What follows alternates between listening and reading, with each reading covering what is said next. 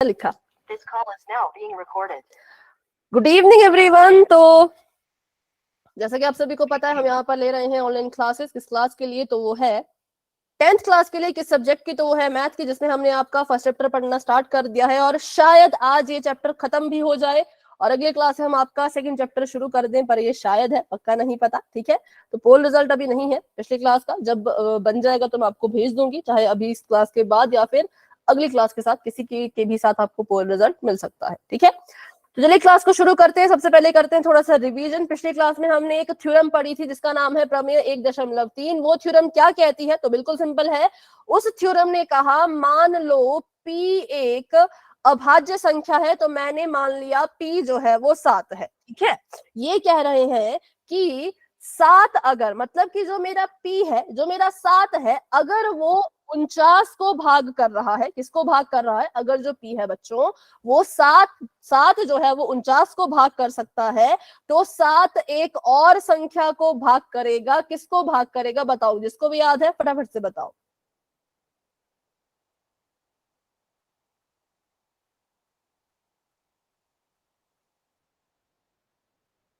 बताइए, किसी को याद है? किसको ये करेगा? किसी को याद नहीं है? मैं बता देती हूं। अगर 7 जो है वो 49 को भाग कर सकता है, तो 7 49 के वर्गमूल को भी भाग करेगा। अभी याद आया? बताओ, अभी याद आया इस थ्योरम के बारे में? ठीक है, 49 के वर्गमूल को भी भाग करेगा। और 49 के वर्गमूल का मतलब कितना? अब 49 का वर्गमूल बताओ। Good evening, good evening. कितना होता है?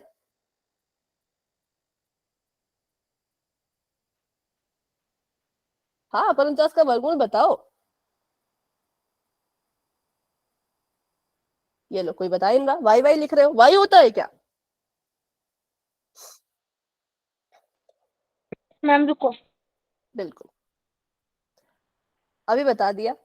ठीक है, 49 का वर्गमूल होता है 7। तो इसका ये मतलब हुआ कि अगर हमारा जो 7 है वो 49 को भाग कर रहा है, तो 7 49 के वर्गमूल यानी कि 7 को भी भाग करेगा। ये किसने कहा?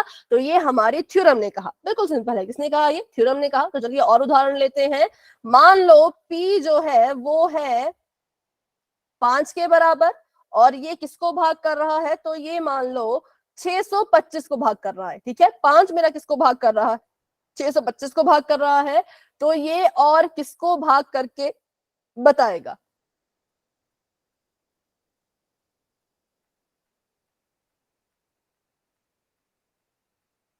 बताओ।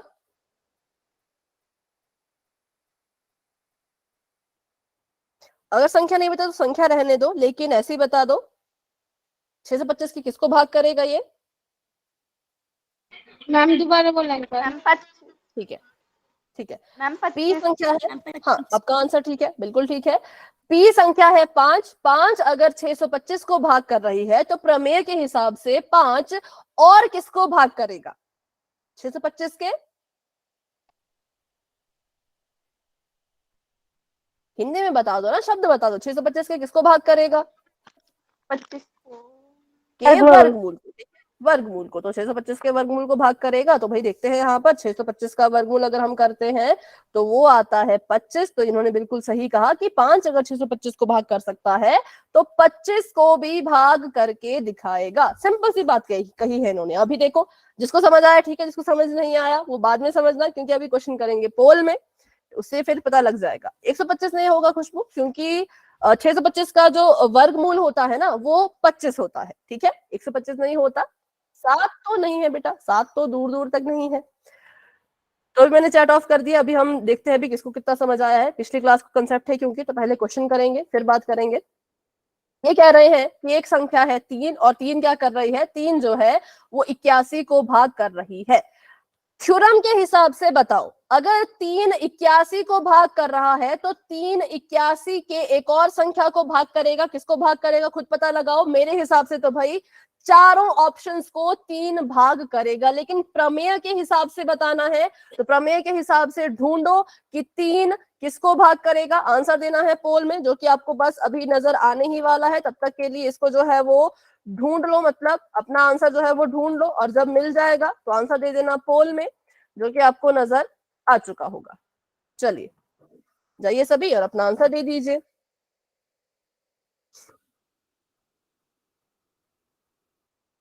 सभी कोशिश करेंगे भाई, सभी कोशिश करेंगे। फिर से रिपीट कर देती हूँ, 381 को भाग कर रहा है।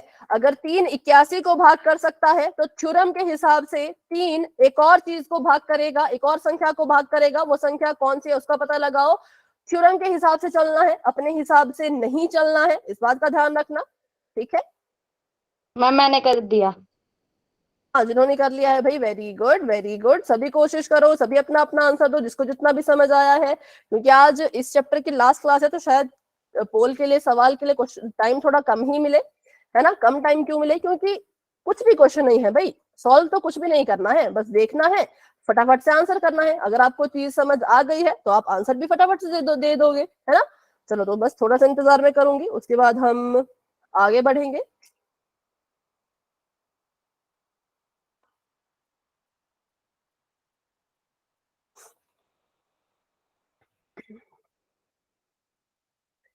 क्लास में हमारे पास 30 बच्चे हैं, 30 में से जो है वो 13 ही बच्चों ने अभी तक आंसर किया। ऐसा क्यों है? फटाफट से आंसर कीजिए, सही बच्चे आंसर कीजिए। Good evening ma'am. Good evening, good evening बेटा। मैम ये प्रैक्टिस क्वेश्चन है। यस बेटा, और लास्ट क्लास का ही है। जैसे हमने लास्ट क्लास में जो सीखा था कि 3 अगर 81 को भाग कर सकता है, ठीक है, 3 अगर किसको भाग कर सकता है? 81 को भाग कर सकता है, तो एक और संख्या को 3 भाग करेगा। वो संख्या कौन है उसका पता लगाओ। थ्योरम के हिसाब से, अपने हिसाब से नहीं, अपने हिसाब से तो चारों ऑप्शन सही है, लेकिन थ्योरम के हिसाब से कौन सही है उसका पता लगाओ, ठीक है। फटाफट से कीजिए सभी बच्चे। 17 बच्चों के आंसर्स आ चुके हैं, वेरी गुड। सभी कोशिश करो, सभी कोशिश करो।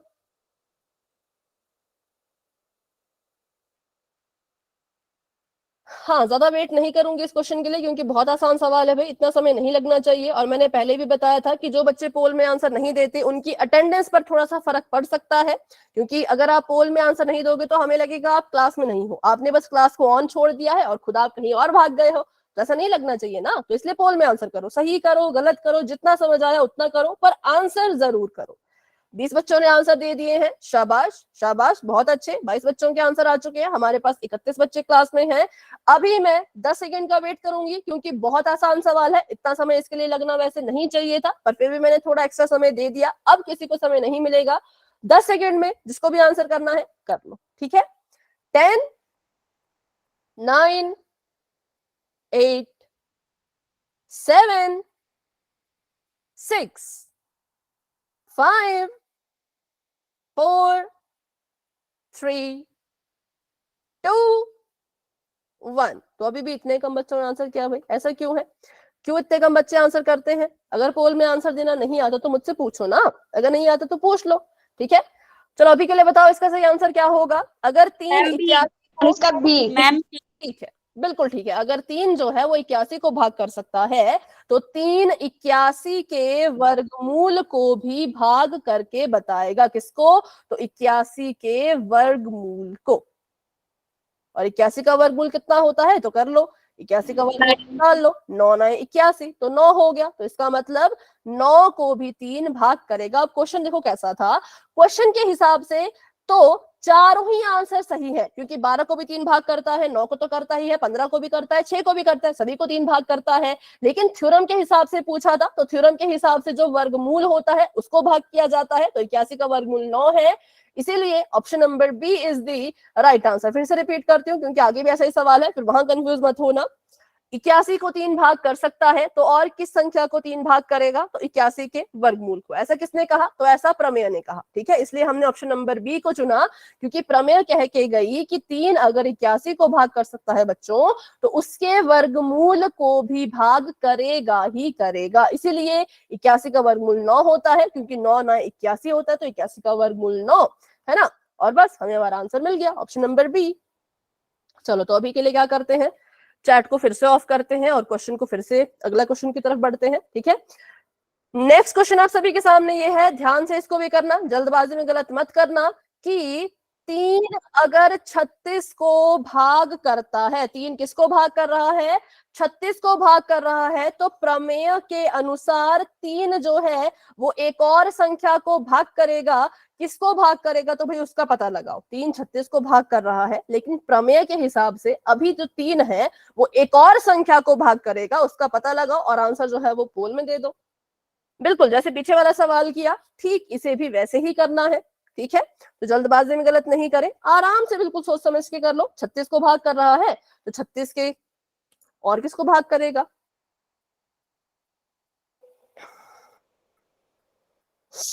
मैम मेरे से गलती से। अभी तो कुछ नहीं कर सकते बेटा। मैम एक बार ये क्वेश्चन दोबारा समझाना। ठीक है, दोबारा समझाती हूँ। इसमें आपको कह रहे हैं कि 3 एक संख्या है, 3 क्या कर रही है, 36 को भाग कर रही है। ठीक है, 3 एक संख्या थी, 3 ने क्या किया, 36 को भाग किया। तो थ्योरम क्या कहती है कि अगर 3 36 को भाग कर सकता है तो 3 36 के डैश को भी भाग करेगा। अब डैश में क्या छुपा है वो आप खुद से पता लगा लो, बाकी मैंने हिंट दे दिया कि 3 अगर 36 को भाग कर सकता है तो 36 के डैश को भी भाग करेगा। और देखो,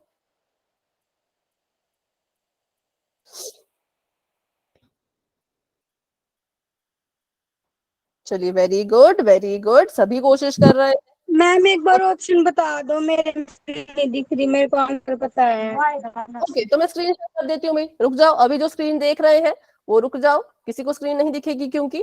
ठीक है, मैम मेरे में थोड़ी नेटवर्क इशू है, मैम ऑप्शन बता दो एक बार। हाँ, वो भी मैं बताऊंगी। अभी बस एक बार चेक करो, क्या पता दिख जाए, है ना, क्या पता दिख जाए। अभी देखो, दिखी मैम नैन्सी? नहीं दिख रही। ठीक है, तो मैं आपको ऑप्शन बताती हूँ। पहला ऑप्शन है 36, ऑप्शन नंबर ए है 36, ऑप्शन नंबर बी है 18, ऑप्शन नंबर सी है 9 और ऑप्शन नंबर डी है 6। आपने बताना है कि 3 अगर 36 को भाग कर रहा है तो और किसको भाग करेगा, प्रमेय के हिसाब से, थ्योरम के हिसाब से। ठीक है, 20 बच्चों के आंसर्स आ चुके हैं, वेरी गुड। सभी कोशिश करो। क्लास में हमारे पास 33 स्टूडेंट्स हैं, तो 13 बच्चे अभी भी रहते हैं, बहुत होते हैं 13। अभी भी इतने सारे बच्चे आंसर क्यों नहीं कर रहे, कुछ दिक्कत है। अगर आपको आंसर देने में नहीं पता लग रहा कि पोल कहाँ है या कैसे करना है तो वही पूछ लिया करो। ठीक है,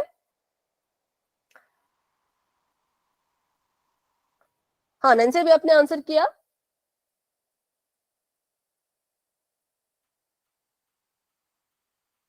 चलिए, तो अभी मैं करने वाली हूँ 10 सेकेंड्स का वेट। जिन बच्चों ने आंसर नहीं किया वो आंसर कर लेना फटाफट से। ठीक है, 10 9 8 7 6 5 4 3 2 1। तो अभी के लिए मैंने पोल को एंड कर दिया है और इसका रिजल्ट आप देख सकते हो पोल सेक्शन में जाकर के ही। फटाफट से इसको सॉल्व करते हैं। तो सिंपल सी बात है भाई, अगर 3 जो है वो 36 को भाग करेगा तो थ्योरम के हिसाब से 3 36 के वर्गमूल को भी भाग करेगा। और 36 का जो वर्गमूल होता है वो कितना होता है, बताओ? 6 होता है। तो बिल्कुल सिंपल था। तो इसका मतलब 3 जो है वो 36 के वर्गमूल यानी 6 को भी भाग करेगा। Option number D is the right answer. तो बढ़ते हैं आगे, करते हैं एक और सवाल, उसको भी पोल में ही करेंगे। तो अभी के लिए मैंने चैट को जो है वो फिर से ऑफ कर दिया है। नैन्सी तब तक ना आप एक बार कोशिश करो नेटवर्क एरिया को ठीक करने की, क्योंकि इस क्लास में बहुत से क्वेश्चन है जो पोल में ही होने वाले हैं। अरे इसका तो आंसर ही आ गया फटाफट से। तो अब इस क्वेश्चन को चलो ऐसे कर देते हैं, अभी आंसर नहीं आएगा। ठीक है, ये कह रहे हैं कि अगर जो है वो c की घात 2 है, उसको अगर 5 भाग कर सकता है, c की घात 2 को अगर 5 भाग कर सकता है तो क्या c को भी 5 भाग करेगा? अगर आपको लगता है कि हाँ करेगा तो फिर यस करो, अगर लगता है कि नहीं करेगा तो फिर नो कर देना। ठीक है, कहाँ करना है, पोल में करना है। तो अभी आपको नजर आ जाएगा, बस थोड़ा सा इंतजार कीजिए।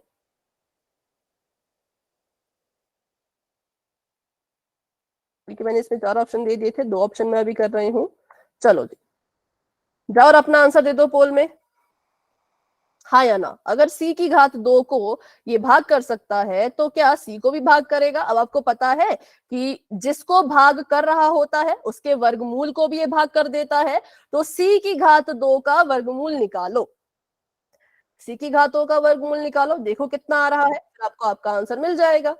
ठीक है, क्वेश्चन फिर से बता देती हूँ कि अगर सी की घात 2 को 5 भाग कर सकता है तो क्या सी को भी भाग करेगा? आपको लगता है करेगा तो यस ए पे टिक करो, लगता है नहीं करेगा तो बी पे टिक करो। ठीक है, चलो सभी कोशिश करो। 16 बच्चों के आंसर्स आ चुके हैं। वेरी गुड वेरी गुड, सभी ट्राई करेंगे, सभी कोशिश करेंगे। 17 बच्चों के आंसर्स आ चुके हैं। 18 बच्चों के आंसर्स आ चुके हैं। शाबाश, बहुत अच्छे, बहुत बढ़िया। 19 बच्चों ने आंसर दे दिए। क्लास में हमारे पास 35 नहीं 34 स्टूडेंट है और 14 बच्चे अभी भी रहते हैं। तो भाई फटाफट से आंसर करो, फटाफट से आंसर कीजिए। कोई भी स्टूडेंट क्लास में ऐसा नहीं होना चाहिए जो पोल में आंसर नहीं करेगा। सभी आंसर किया करो, ठीक है।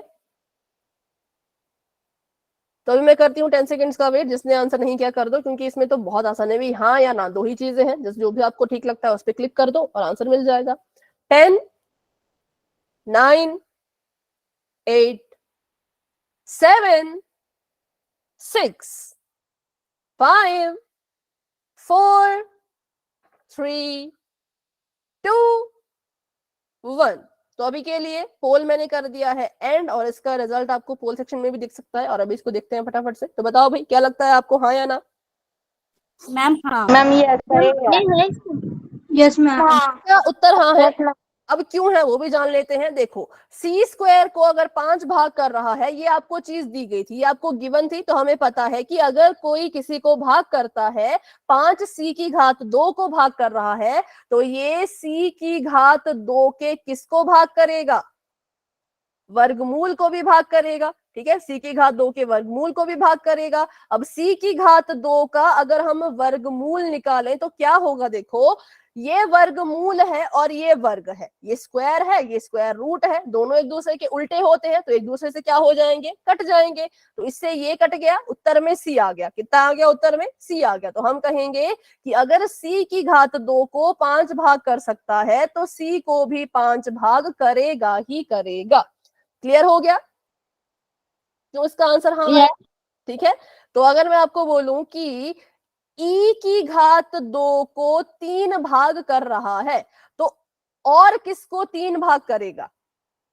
मैम ई को 3 भाग करेगा। बिल्कुल, क्योंकि ई क्या है? ई स्क्वायर का वर्गमूल है ना। ई स्क्वायर का वर्गमूल करो तो स्क्वायर से स्क्वायर रूट कट गया, हमारे पास ई आ गया। तो अगर ई की घात 2 को 3 भाग कर सकता है तो ई को भी भाग कर सकता है। बिल्कुल सिंपल है। तो अभी एक और क्वेश्चन करेंगे पोल में इसी तरह का। तो अभी के लिए मैंने चैट ऑफ कर दी है और बढ़ते हैं अपने अगले सवाल की तरफ। तो नेक्स्ट क्वेश्चन आप सभी के सामने ये है बच्चों, बहुत सिंपल है। आपको पूछ रहे हैं कि अगर a की घात 2 को 2 भाग कर सकता है, ये आपको दिया गया है, तो फिर बताओ क्या a को भी 2 भाग करेगा?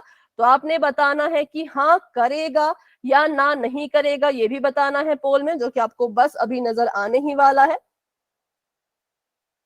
चलो, तो अभी आप अपना आंसर दे सकते हो पोल सेक्शन में जाकर के। ए की घात 2 को 2 भाग कर रहा है, तो क्या ए को भी भाग करेगा? लगता है करेगा तो भाई ए पे टिक करो, लगता है नहीं करेगा तो बी पे टिक करो, सिंपल। सभी कोशिश करेंगे। Very good very good.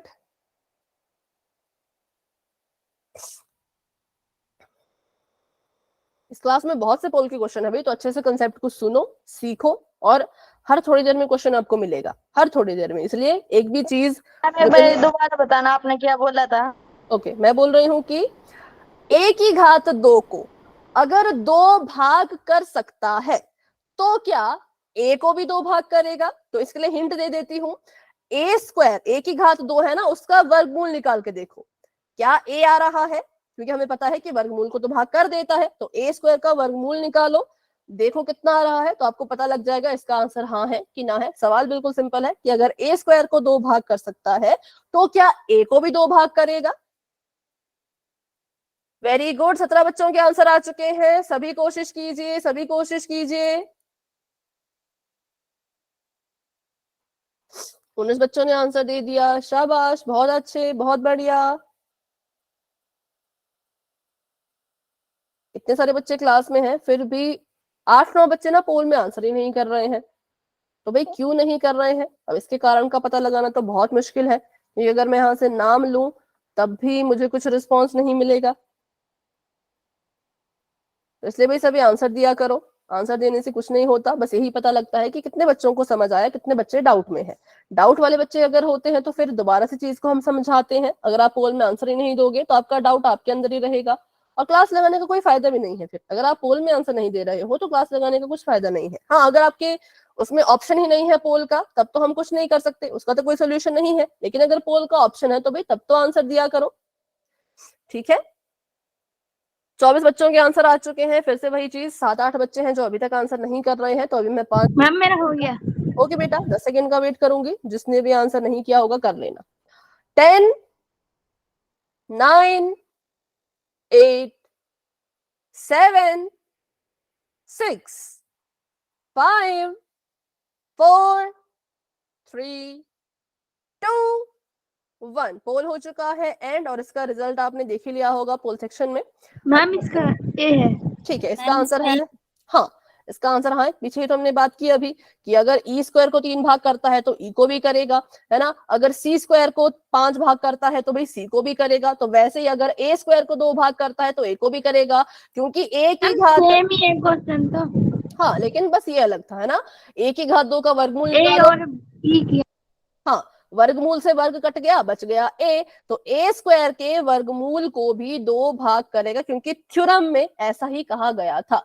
तो option number A is the right answer. अभी आने वाला है पोल में एक और क्वेश्चन, तो अभी के लिए मैंने चैट को फिर से ऑफ कर दिया है। आगे वाले क्वेश्चन को भी अच्छे से समझ लेना, ठीक है, जल्दबाजी में गलत मत करना। पहले सभी बच्चे सवाल को सुनेंगे। पी मैंने लिखा है 10 m की घात 2 और Q मैंने लिखा है 10 n की घात 2। जब आपने इन दोनों को देखा तो आपको यहां से कौन सी इंफॉर्मेशन मिली वो आपने बताना है। पहला ऑप्शन कह रहा है आपको इसे देख के ऐसा पता लग रहा है कि 10 जो है वो m को भाग कर रहा है। बेटा स्क्रीन तो वैसे रुकी नहीं है, पर मैं फिर से शेयर करती हूँ, ठीक है। जिसको भी स्क्रीन नहीं नजर आ रही होगी उसको आ जाएगी। ठीक है, अभी बताओ, अभी बताओ, अभी चल रही है, ठीक है। तो 10, हाँ, तो यहां से क्या आपको ये चीज पता लगी कि 10 m को भाग कर रहा है। अगर ये पता लगा तो ऑप्शन नंबर ए पे टिक करना।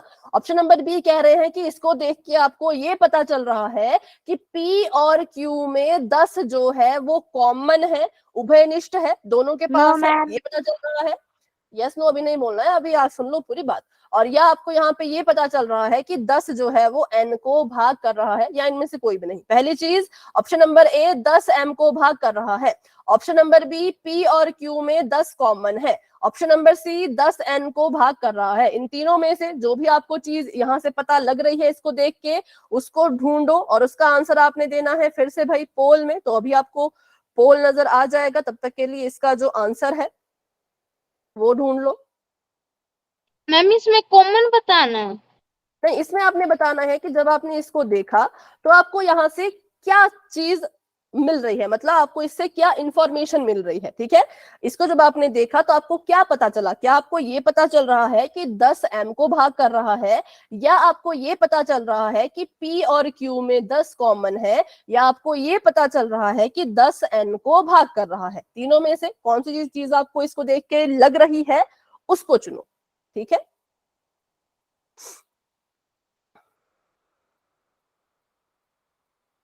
सभी कोशिश करो, सभी कोशिश करो। Very good, very good. 12 बच्चों ने आंसर दे दिया है।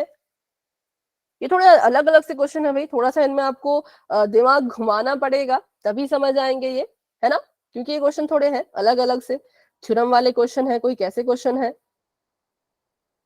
तो थोड़ा सा सोच समझ के आंसर देना होगा। वेरी गुड भाई, 18 बच्चों ने आंसर दे दिया, शाबाश। 19 बच्चों ने आंसर दे दिया, बहुत अच्छे, बहुत बढ़िया। जिसको जो लग रहा है बताओ। हाँ, आप कुछ कह रहे हो खुशबू?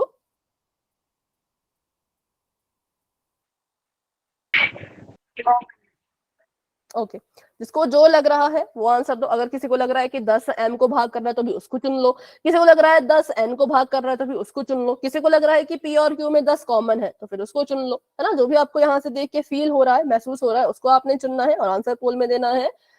तो मैं देख रही हूँ कि फिर से बहुत सारे बच्चों के आंसर आ गए और कुछ बच्चे हैं 7-8 जो आंसर नहीं दे रहे, तो उनको मैं बोलूं कि नहीं बोलूं मुझे खुद नहीं समझ आ रहा। तो अभी रहने देते हैं, जिसने आंसर करना है कर लिया है। अभी मैं 10 सेकंड का वेट करूंगी, फिर आगे बढ़ते हैं। 10। मैम 2 मिनट रुक जाओ। अच्छा आप कर रहे हो, ठीक है ठीक है, हाँ जो कर रहे हैं भाई उनके लिए तो रुकेंगे हम बिल्कुल। चलो 23 स्टूडेंट्स अपना आंसर दे चुके हैं। क्लास में हमारे पास जो है वो अभी 28 बच्चे हैं। और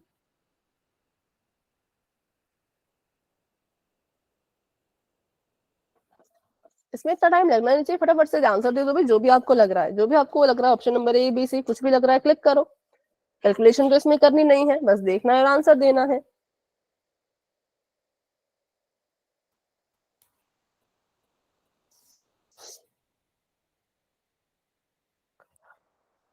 तो जब आपका हो जाएगा एलिना तो आप बता देना, ठीक है।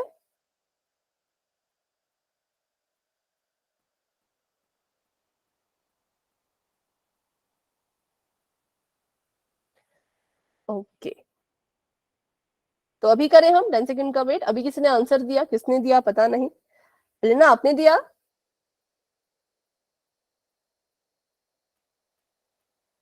No ma'am. फटाफट से दे दो, फटाफट से कर लो अपना आंसर। चलो ठीक है, अभी मैं 10 सेकंड का वेट करती हूँ ना, उसमें अगर होगा तो ठीक है, नहीं होगा तो कोई बात नहीं, क्योंकि प्रैक्टिस क्वेश्चन है तो अगले में ध्यान देना, ठीक है। इसमें अगर नहीं भी हो पाया पोल में तो कोई बात नहीं, ये रिजल्ट में आएगा नहीं तो आप चैट में बता देना। 10 9 मैम मैंने दे दिया। ओके 8 7 6 5 4 3 2 1। तो अभी के लिए पोल हो चुका है एंड, और इसका रिजल्ट तो आपको दिख ही रहा होगा वहीं पर। तो हाँ बिल्कुल सही ऑप्शन नंबर बी, क्योंकि हमें यहाँ पे ऐसा ही दिख रहा है कि आपका जो पी और क्यू है उसमें 10 कॉमन है, क्योंकि जब हम लिखते हैं 4 बराबर है 2 गुणा 2, और जब हम लिखते हैं 6 बराबर है 2 गुणा 3, तो यहाँ से हमें पता चलता है कि इनके बीच में 2 कॉमन है ना। यहाँ से हमें ये चीज पता लगती है, तो इसलिए ये भी इसी तरीके का था, बस यहाँ पे इन्होंने इंग्लिश के अल्फाबेट लिखे थे, संख्याएं नहीं थी। की आवाज कट कट के आ रही है। बेटा आपकी तरफ से नेटवर्क का इशू होगा, क्योंकि मेरी तरफ से तो सब ठीक है। बाकी बच्चों को क्लियर है, बताओ। Yes ma'am. Yes ma'am. Yes ma'am. हाँ तो इसका मतलब आपकी तरफ थोड़ा सा इशू है, तो एक बार क्लास को लेफ्ट करके भाई दोबारा से ज्वाइन कर लो। तो इससे हमें ये पता लगता है कि इनके बीच में ये चीज कॉमन है। यहाँ से भी हमें पता लगा कि इनके बीच में 10 जो है वो कॉमन है, उभयनिष्ठ है, इसलिए option number B is the right answer, ठीक है। तो अभी करते हैं एक और सवाल, उसको भी करेंगे हम पोल में ही। मैम मतलब इनमें कॉमन लेना है। और नहीं कॉमन लेना नहीं था, लेकिन देखो इसको देख के हमें यही लग रहा है ना, इसको देख के अगर मैं आपको बोलूं कि 10 m को भाग कर रहा है तो ऐसा तो नहीं हो सकता, क्योंकि हमें नहीं पता कि m की जगह पे कौन है, तो पहला तो गलत हो गया, क्योंकि मैं नहीं बोल सकते ना कि भाग कर रहा होगा कि नहीं कर रहा होगा। दूसरा n 10 जो है वो n को भाग कर रहा है, मुझे क्या पता भाई n की जगह पे कौन बैठा है, तो मैं ये भी नहीं कह सकती। लेकिन हाँ ये मुझे यहाँ से जरूर पता लग गया कि इनके बीच में जो कॉमन है वो 10 है ना। इनके बीच में कॉमन है वो 10 है, पी और क्यू के बीच में 10 कॉमन है, क्योंकि जब हम लिखते हैं, मान लो मैंने लिखा 25 को 5 गुणा 5 और मैंने लिखा 15 को 5 गुणा 3, तो मुझे यहाँ से क्या पता लग रहा है कि 5 जो है वो दोनों में कॉमन है। तो वैसे ही इसको देखो और इसको देखो, दोनों एक जैसे हैं लिखने में, है ना। तो यहाँ से ऊपर वाले से हमें ये पता चलेगा कि 10 कॉमन है, और नीचे वाले से पता लगेगा कि 5 कॉमन है, ठीक है। यस मतलब मैम। बस देखना था और बताना था कि आपको क्या चीज यहाँ से पता चल रही है, बस इतना ही बताना था इसमें, और कुछ भी नहीं। तो चलो एक और सवाल कर लेते हैं, कुछ कुछ ऐसा ही होगा वो भी। तो अगला सवाल आपके सामने ये है, इसको भी ध्यान से करना भाई, जल्दबाजी में गलत मत करना। कि a अगर बराबर है 7c की घात 2 के, और b अगर बराबर है 7m की घात 2 के, तो बताओ यहाँ से आपको क्या पता चल रहा है। ऑप्शन नंबर ए 7c को भाग कर रहा है, ऑप्शन नंबर बी 7m को भाग कर रहा है, ऑप्शन नंबर सी ए और बी में 7 कॉमन है। अभी माइक ऑफ रखो भाई, अभी माइक ऑन नहीं करना है बिल्कुल भी। जो भी आपको इसका आंसर लग रहा है वो आपने पोल में बताना है। अमिता बेटा माइक ऑफ कर दो, अमिता। हाँ ठीक है, तो पोल अभी नजर आ जाएगा, तब तक के लिए अपना उत्तर जो है वो अच्छे से चुन लीजिए। चलिए पोल ओपन हो चुका है, जाओ अपना अपना आंसर दे दो।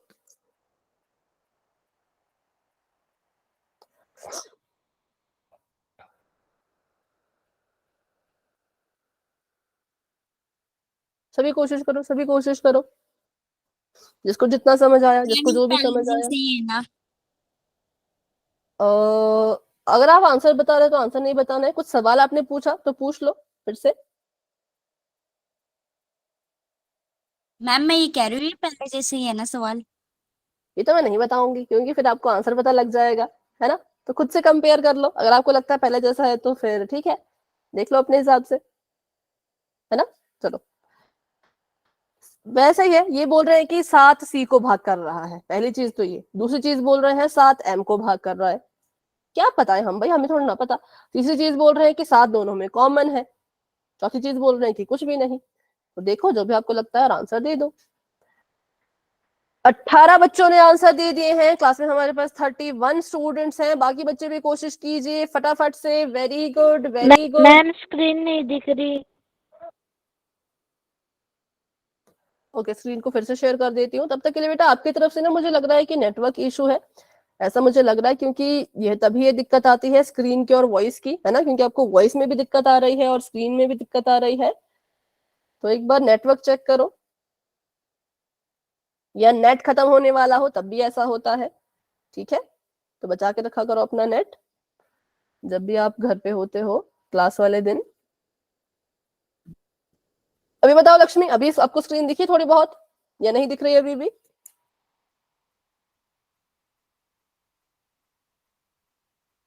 ठीक है, तो अभी करते हैं 10 सेकेंड्स का वेट और आगे बढ़ते हैं। जिसने आंसर नहीं किया भाई प्लीज आंसर कर देना।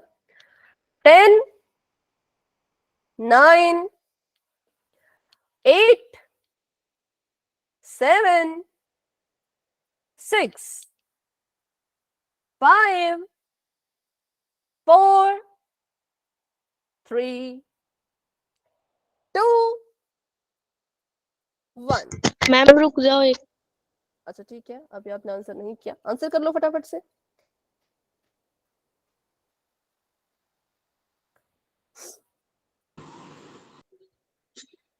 कर दे। जब कर दोगे तो बता देना, ठीक है हिमानी।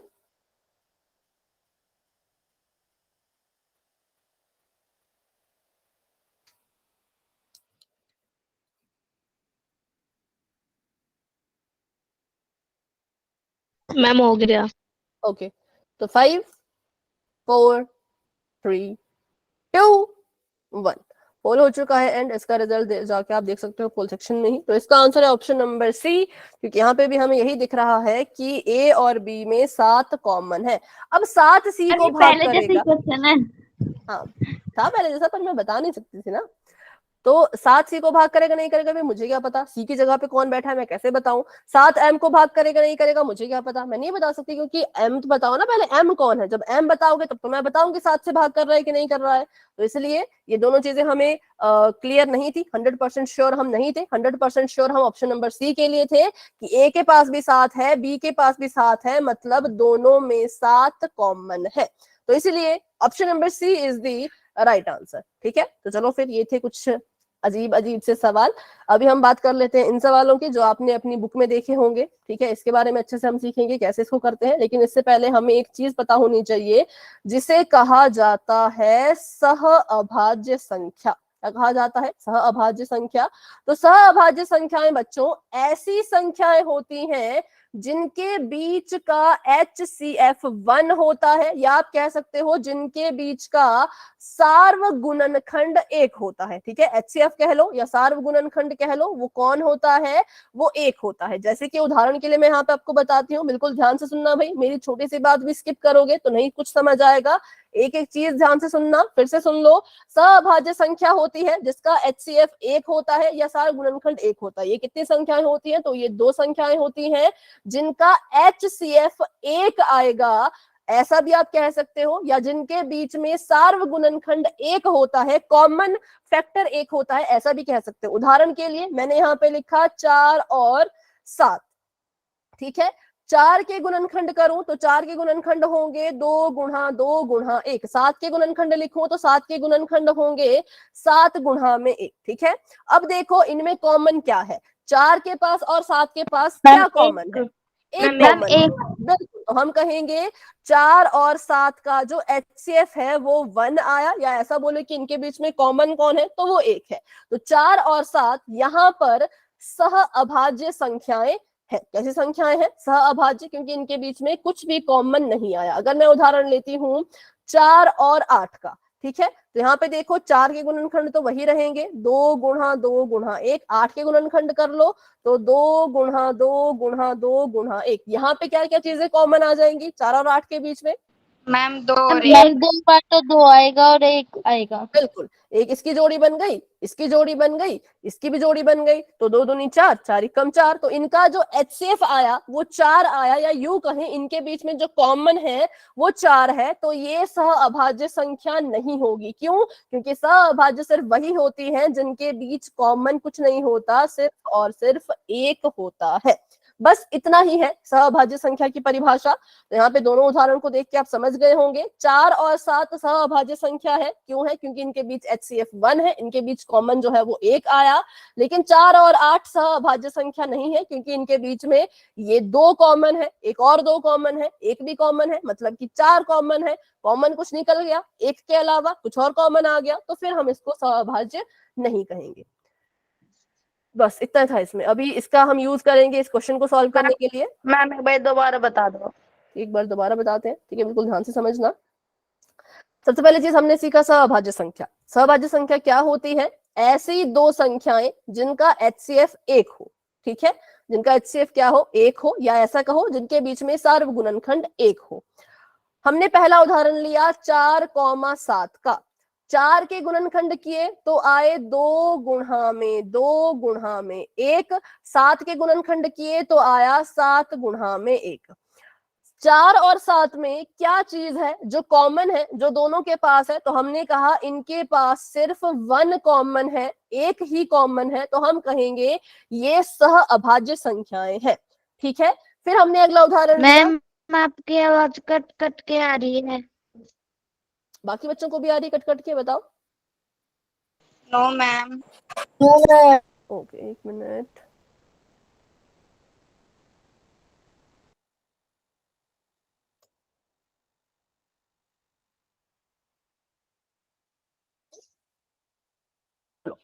और 4,8 लिया हमने, तो 4,8 में देखो 4 के गुणनखंड किए तो 2 गुणा 2 गुणा 1। 8 के गुणनखंड किए तो 2 गुणा 2 गुणा 2 गुणा 1।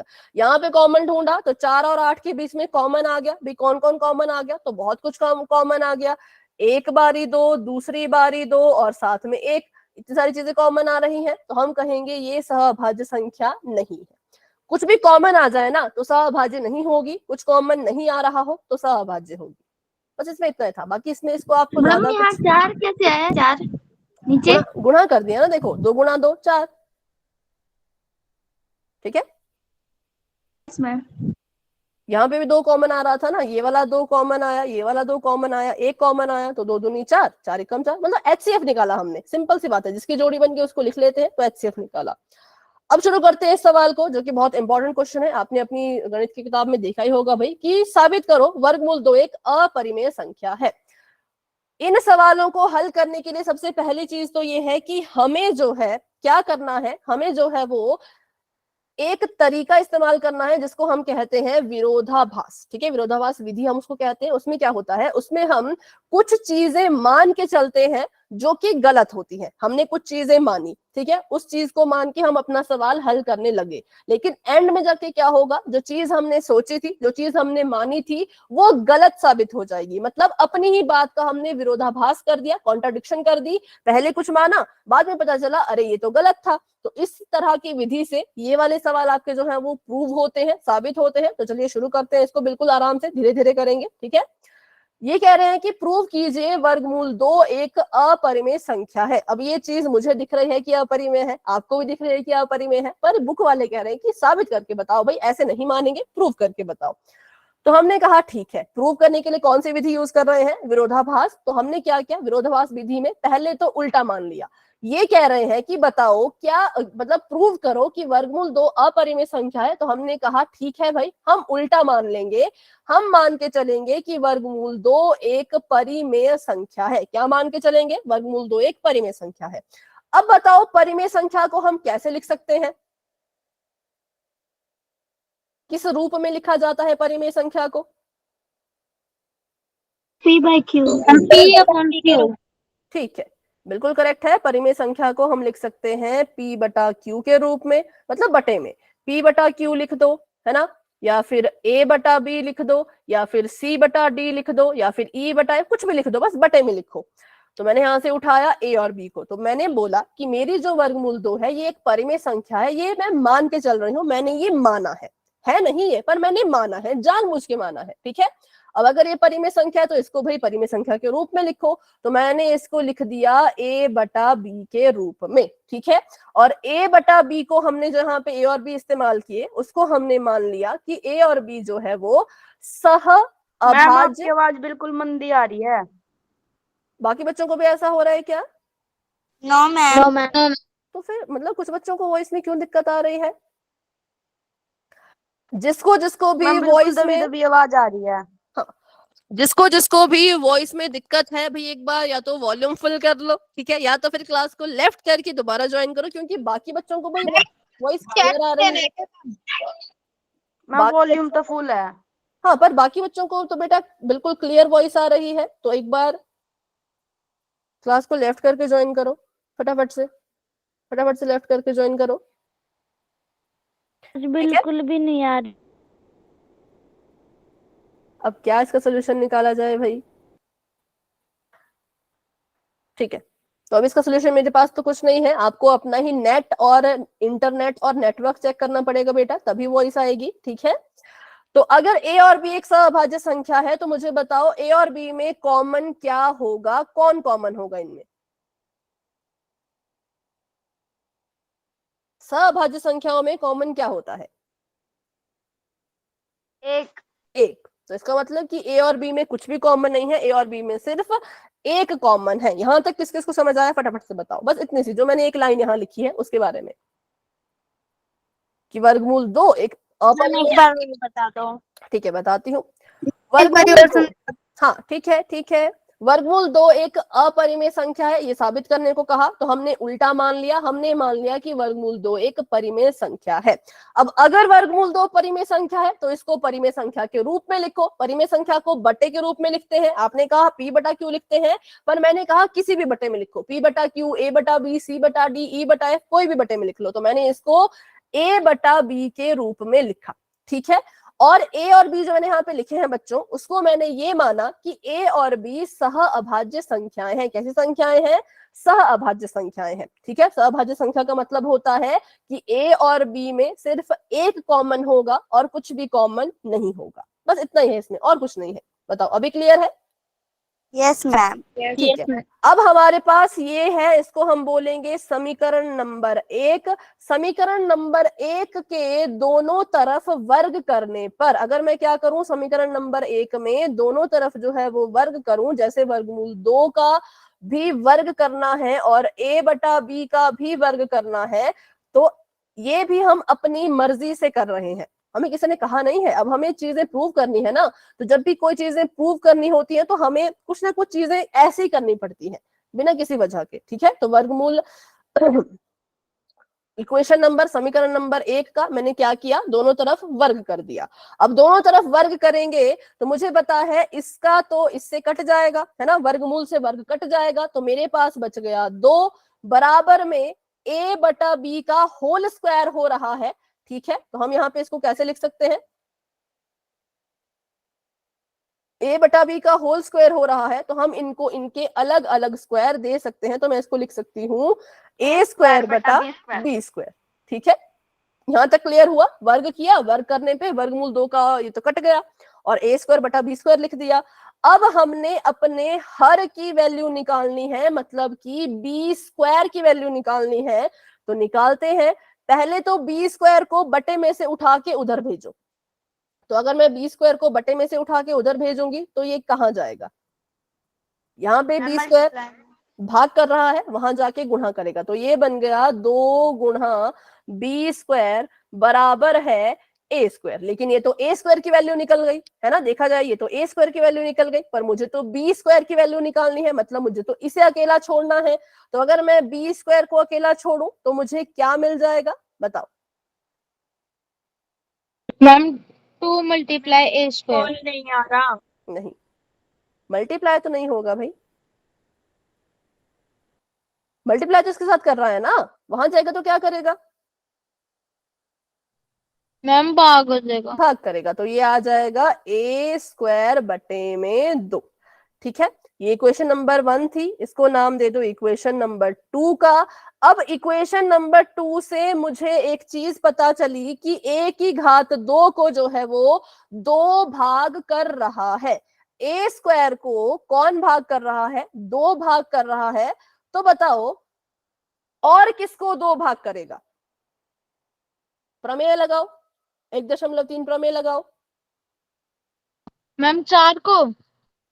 ए स्क्वायर को 2 भाग कर रहा है तो और किसको करेगा, जैसे पीछे हमने किए थे, वेरी गुड भाई। मैम वो ए को करेगा। हाँ, ए स्क्वायर के वर्गमूल मतलब ए को भाग करेगा, तो यहां से हमें एक और चीज मिलेगी जिसका नाम है इक्वेशन नंबर 3। चलो अब यहां तक फिर से समझते हैं।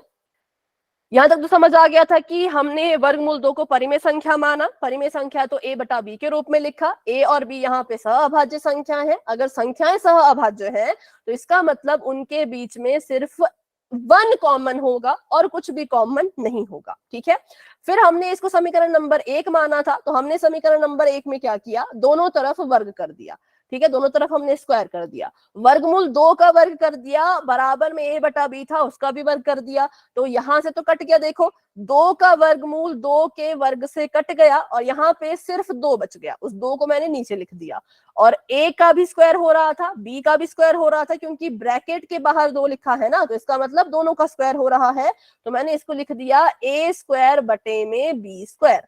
फिर मैंने देखा बी स्क्वायर बटे के नीचे है, मुझे बटे के नीचे कुछ नहीं चाहिए, तो मैंने बी स्क्वायर को यहां से उठाया और 2 के पास भेज दिया। ठीक है, बी स्क्वायर क्या कर रहा है, ए स्क्वायर के साथ भाग कर रहा है, तो वहां जाके 2 के साथ गुणा करेगा, तो करा ले इसकी गुणा। लेकिन मुझे तो बी स्क्वायर की वैल्यू चाहिए, मतलब मुझे तो बी स्क्वायर को अकेला छोड़ना है, तो पहले मैंने बी स्क्वायर को ऊपर भेजा, 2 के पास भेजा, फिर मैंने इसको यहां से अकेला कर दिया। अकेला करने के लिए मुझे क्या करना पड़ा, 2 को उठा करके उधर भेजना पड़ा, 2 बी स्क्वायर के साथ गुणा कर रहा था, वहां जाएगा तो भाग करेगा। ठीक है, तो भाग करने जब मैंने इसको भेजा तो मुझे एक और समीकरण मिल गया जिसका नाम है बी स्क्वायर बराबर है ए स्क्वायर बटा 2, इसको मैंने नाम दे दिया समीकरण नंबर 2 का। और समीकरण नंबर 2 से मुझे एक चीज पता चली कि ए स्क्वायर बटा 2 है, तो ऐसा कब लिखा जाता है, मैं आपको लिखूं 12 बटे में 4। ठीक है, 12 बटा 4 लिखूंगी तो इसका यही मतलब है ना कि 4 जो है वो 12 को भाग कर रहा है, 4 जो है वो 12 को भाग कर सकता है, यही तो इसका मतलब है। तो यहां से मैंने देखा कि ए स्क्वायर बटा 2 लिखा था, तो इट मींस ए स्क्वायर 2 को 2 भाग करेगा, या फिर ए के वर्ग को 2 भाग करेगा, यहां से मुझे ये चीज पता चली। फिर मैंने इसमें थ्योरम लगा दी।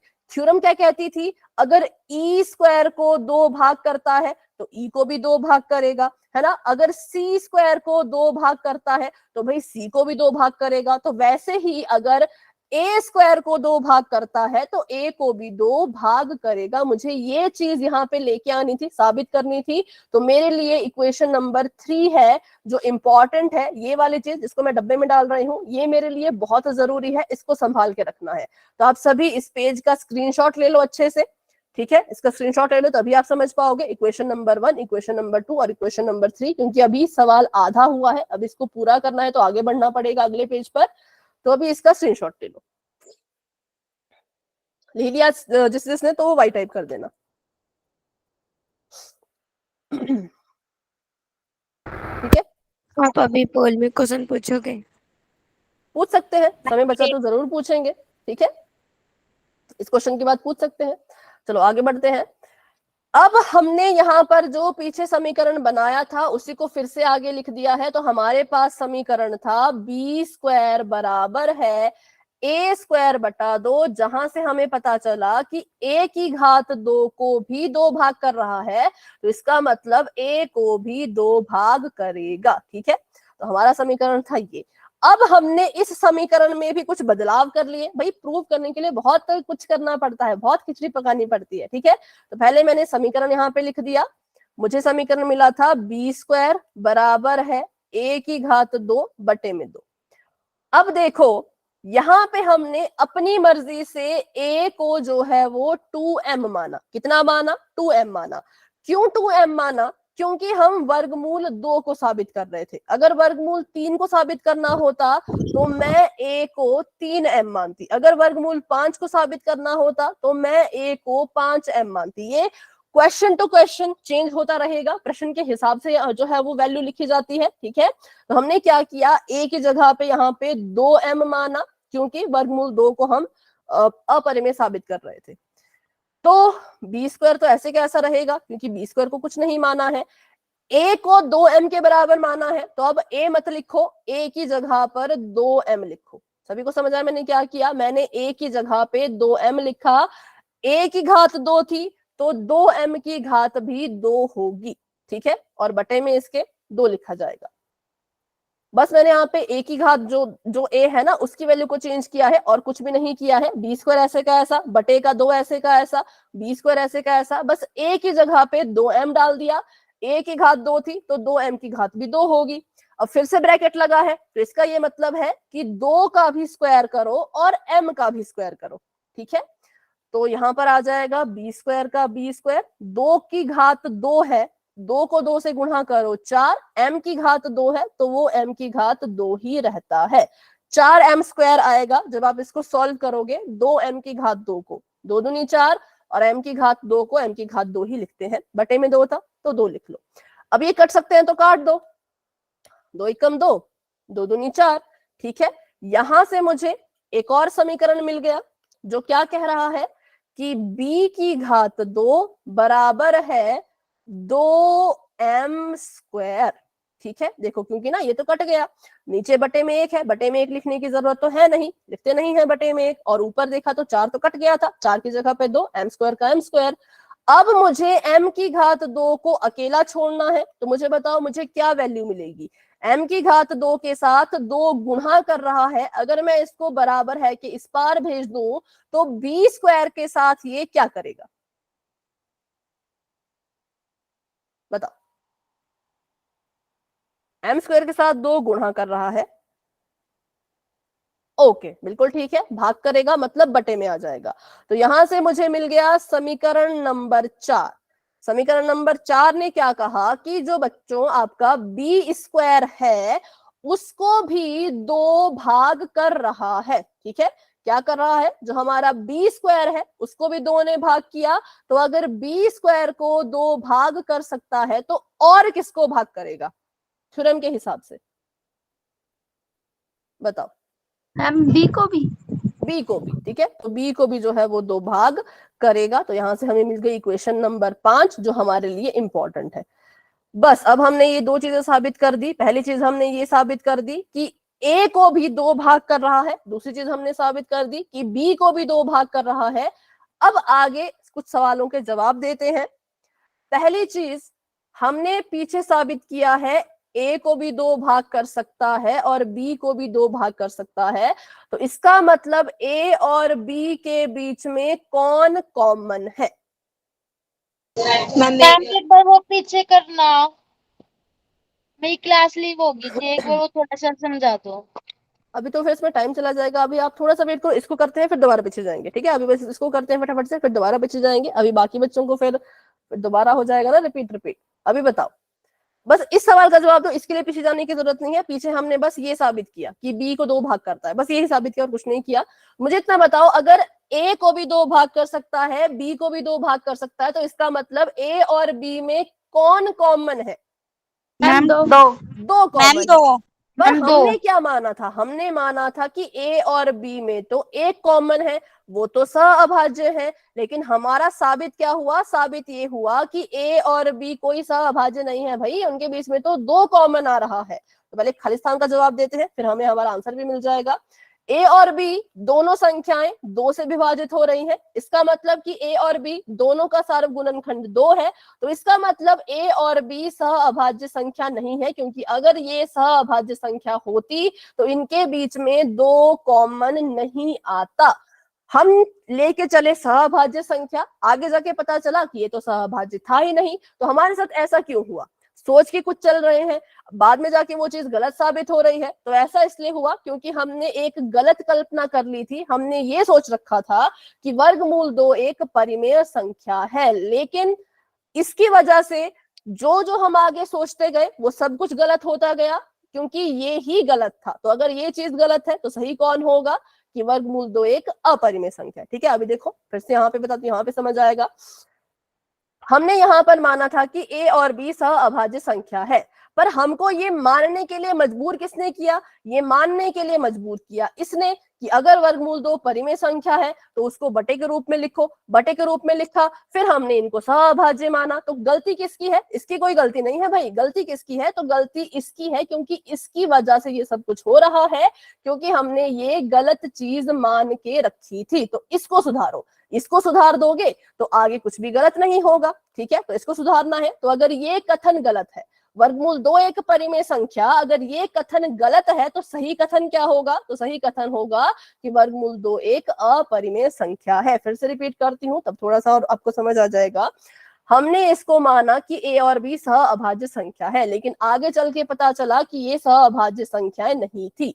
किसकी वजह से हमने इसको सहअभाज्य संख्या माना था? तो इसकी वजह से हमने इसको सहअभाज्य संख्या माना था परिमेय की वजह से। जब हम मान रहे थे कि वर्गमूल 2 परिमेय है तो हमें मानना पड़ा कि ए और बी सहअभाज्य है। तो इस पूरे फसाद की जड़ कौन है? तो ये कथन पूरे फसाद की जड़ है, मतलब ये गलत था। अगर ये गलत नहीं होता तो सब कुछ हमारे साथ सही होता, लेकिन सब कुछ हमारे साथ आगे जाके गलत हुआ। इसकी वजह से तो हम कहेंगे वर्गमूल 2 एक परिमेय संख्या है, ये कथन गलत है। अगर ये गलत है तो सही क्या होगा?